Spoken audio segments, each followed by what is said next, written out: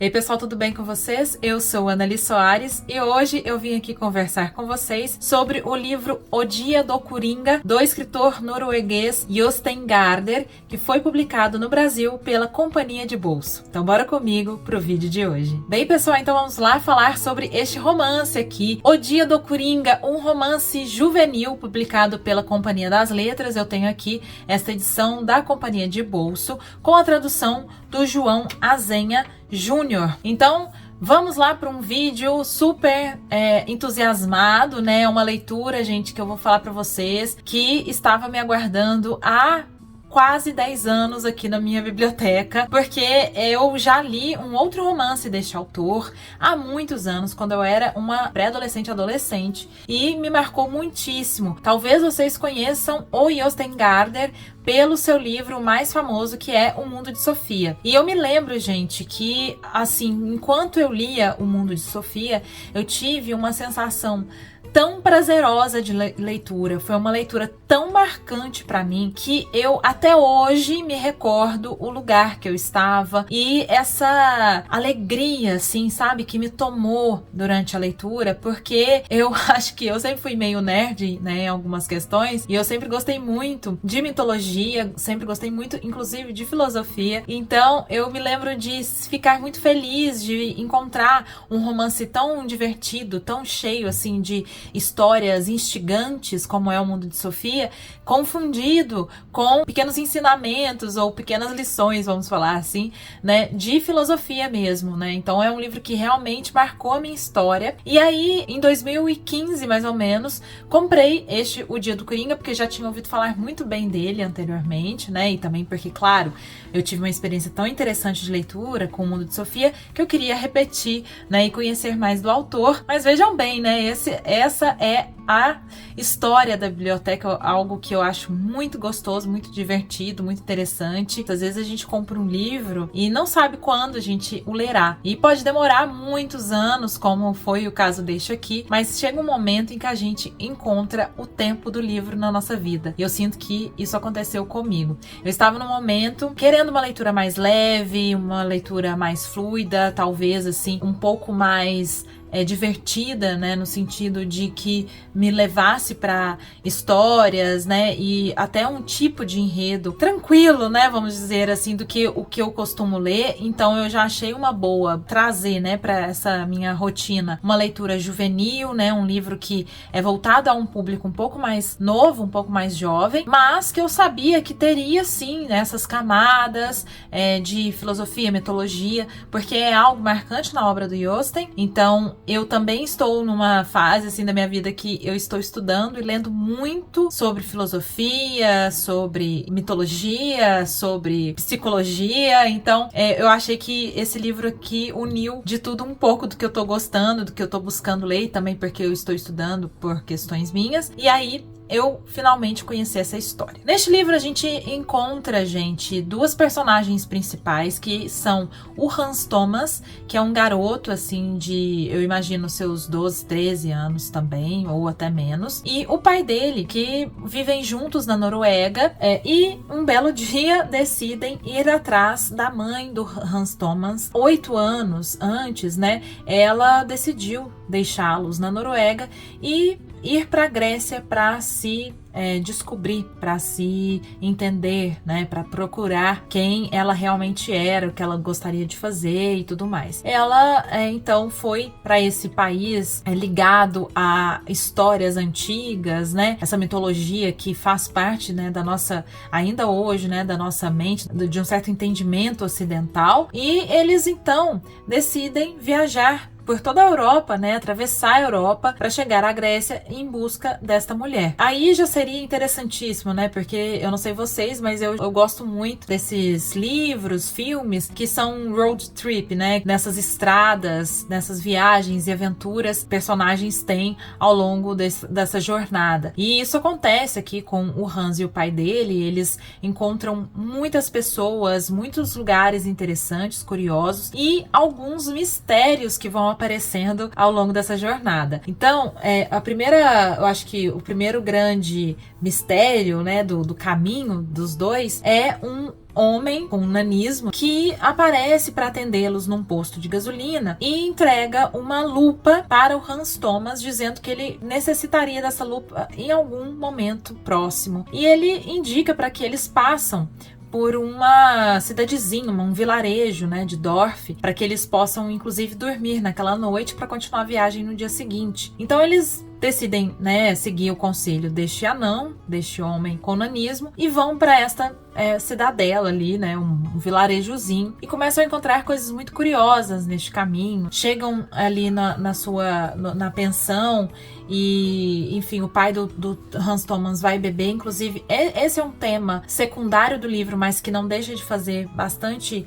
ruído aqui pra gente, que é o alcoolismo, né? Então, o pai do Hans Thomas, ele tem um problema mesmo com a bebida, e que o Hans tenta pensar estratégias para ajudar o pai a parar de beber, né, basicamente. Então, num primeiro momento, então, a gente vê que o Hans Thomas fica sozinho, né, por causa dessa necessidade do pai de descer ali e beber nessa pensão, e ele vai então sozinho desbravar esse vilarejozinho. Ele acaba encontrando e entrando, né, numa padaria e conhecendo o padeiro muito misterioso, um senhorzinho já, chama ele para tomar um suco e tal, e entrega para ele, né, uns pãezinhos doces e diz para que ele os coma só depois que for embora, para não comer ali. Então o Hans Thomas, em certo momento, vai comer um desses pães e encontra um pequenininho livro, um microlivro com histórias ali dentro, escritas, né, com uma microletra, e aí ele entende que ele poderá usar a lupa que foi dada a ele pouco tempo antes por aquele homem misterioso do posto de gasolina, né? A partir desse momento, o Jostein Gaarder escrever duas histórias paralelas, né, a do Hans Thomas e o pai, e também desses personagens, né, dessas personagens do livro, que é narrado por um outro padeiro com alguns elementos super misteriosos e fantásticos, né? E aí a gente lembra que, sendo um livro juvenil, acrescenta, né, elementos fantásticos, histórias muito fantasiosas para a própria história do Hans Thomas, né? Então, esses padeiros, né, que vão sendo ensinados ao longo das gerações, esta profissão e tudo mais, eles estão ligados por outras questões, por outras histórias, né? São muitas gerações aí de padeiros. E o primeiro deles conta, né, que certa vez, fazendo uma viagem de barco, de navio, sofreu um acidente, foi parar numa ilha, passou ali algumas horas e de repente ele começa a andar. A ilha parece que começa a crescer, né, entre aspas, ele começa a desbravar aquele lugar. Personagens muito interessantes, né, que são cartas de baralho falantes, que vivem ali naquele lugar, que produzem objetos de vidro, que fazem agricultura, enfim. Toda essa fantasia, toda essa história, né, desse primeiro padeiro, ela vai pouco a pouco se relacionando com a própria história, com a própria vivência do Hans Thomas e do pai dele. Esses temas, né, os elementos que vão cruzando a vida desses homens todos, né, tem muito a ver com as reflexões filosóficas que o autor propõe, né, de maneira muito sutil e muito divertida, né, no livro, como, por exemplo, a questão do destino. Então, há destino, ou nós que construímos o nosso caminho, a nossa história, é tudo muito aleatório, como funcionam as escolhas, como lidar com as consequências dessas escolhas, né? Referências à filosofia, à mitologia, mas tudo colocado de uma maneira muito do cotidiano, da vivência deste menino. Então a gente vê como que pela aventura, pelas fantasias, ele vai sendo introduzido à reflexão filosófica, né? Como que pela própria figura paterna, ele é instigado a pensar para além daquilo que ele vê. O pai dele é um homem que gosta muito de filosofar, propõe em diversos momentos reflexões muito interessantes ao Hans Thomas, e ele vai vestindo essa carapuça, eu não sei como é que a gente pode dizer, né, se tem um nome específico para o chapeuzinho do Coringa, mas ele vai vestindo esse chapeuzinho do Coringa. Essa imagem, né, do baralho que o Jostein Gaarder desenha em toda a história, né, contada aqui, também vai trazendo, né, para as nossas reflexões, e o Coringa é uma imagem, né, uma personagem, assim, muito importante, sendo aquela pessoa, né, no final das contas, que indaga a vida, que desconfia de verdades ditas, né, por outros, que enfrenta autoridades. Eles são muito raros, mas eles existem e eles são necessários, né, para até a construção de histórias interessantes, para perpetuação de sabedorias, né, e para esse questionamento também para a própria diversão, né, de certo humor presente necessário para o enfrentamento, né, de uma vida que vai realmente ferindo, que vai trazendo, assim, muitas indagações, né, pra gente. Então eles vão atravessando estes países enquanto o Hans Thomas lê esse livro tão misterioso e ele tem que guardar segredo, porque o padeiro, né, pediu pra ele para guardar segredo, para não contar pro pai, etc. Eles chegam à Grécia, eles vão encontrar a mãe e aí coisas acontecerão, né. Eu senti um pouco de falta, assim, da voz dessa mulher no livro, de uma participação mais ativa dela, até de um entendimento do que se passou com ela pela voz dela, então fica muito voltado apenas ao que o pai, né, e o Hans Thomas pensam sobre a experiência da mãe. Assim, em alguns momentos eu acho que ela é muito questionada, pouco valorizada, né, mas enfim, né, não sei se cabe muito aqui dizer, mas eu acho que é interessante falar. Em Mundo de Sofia, temos, né, a Sofia, essa grande personagem dele, essa menina muito inteligente, muito perspicaz, mas aqui eu senti falta um pouco